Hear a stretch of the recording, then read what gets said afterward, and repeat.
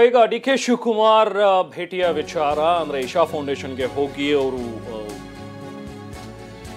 ಶಿವರಾತ್ರಿ ಪ್ರಯುಕ್ತ ಭೇಟಿಯನ್ನ ಕೊಟ್ಟಿದ್ದಂತ ವಿಚಾರಕ್ಕೆ ಸಂಬಂಧಪಟ್ಟಂತೆ ಮಾತಾಡಿದ್ದಾರೆ. ಈಗ ಡಿ.ಕೆ. ಶಿವಕುಮಾರ್ ಭೇಟಿ ಮಾಡೋದು, ಅಲ್ಲಿಗೆ ಹೋಗೋದು ಅದನ್ನ ನಾನು ಯಾರನ್ನು ಕೇಳಬೇಕಾಗಿಲ್ಲ, ಸೊ ಇದು ನನ್ನ ವೈಯಕ್ತಿಕ ವಿಚಾರ ಅಂತ ಹೇಳಿ ಡಿ.ಕೆ. ಶಿವಕುಮಾರ್ ಪ್ರತಿಕ್ರಿಯೆಯನ್ನ ನೀಡಿದ್ದಾರೆ.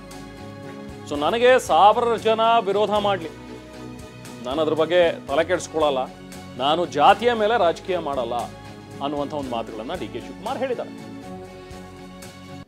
ಹೈಕಮಾಂಡ್ ದೊಡ್ಡ ಲೀಡರ್ಗಳಿಗೆಲ್ಲ ನಾನು ಉತ್ತರ ಕೊಡಕ್ ಹೋಗಲ್ಲ.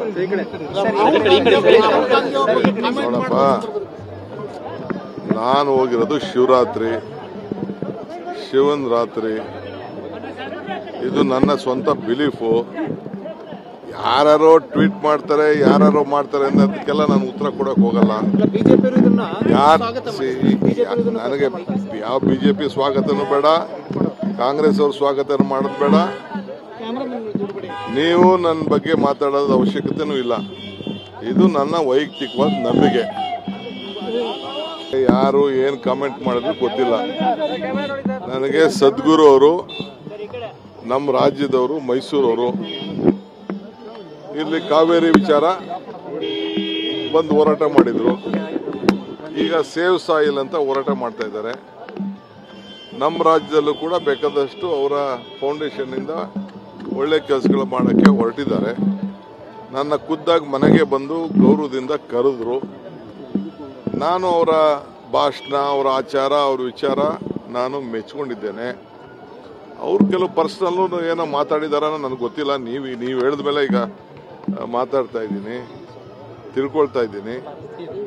ಸೊ ಯಾರ ಮಾತನ್ನ ಯಾರು ನಿಲ್ಸಕ್ಕಾಗಲ್ಲ. ನಮ್ಮ ಪೊಲಿಟಿಕಲ್ ಸ್ಟ್ಯಾಂಡು, ನಮ್ಮ ಲೀಡ್ರು, ಈ ದೇಶಕ್ಕೆ ಲೀಡ್ರು, ನಮ್ಮ ಲೀಡ್ರು ರಾಹುಲ್ ಗಾಂಧಿ. ನಮ್ಮ ಎದುರುಗಡೆ ಯಾರು ಮಾತಾಡಿದ್ರೆ ಅದಕ್ಕೆ ಉತ್ತರ ಕೊಡ್ತೀವಿ.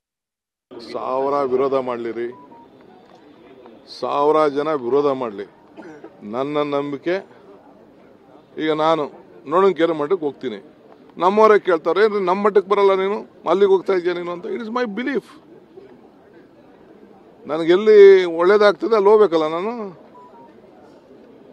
ಈಗ ನನ್ನ ಕ್ಷೇತ್ರದಲ್ಲಿ ನಾನು ಓಟ್ ಹಾಕಿದವರೆಲ್ಲ ಪರಿಶಿಷ್ಟ ಜಾತಿ, ಪರಿಶಿಷ್ಟ ಪಂಗಡದವರಪ್ಪ. 90% ಓಟ್ ಹಾಕ್ತಾರೆ.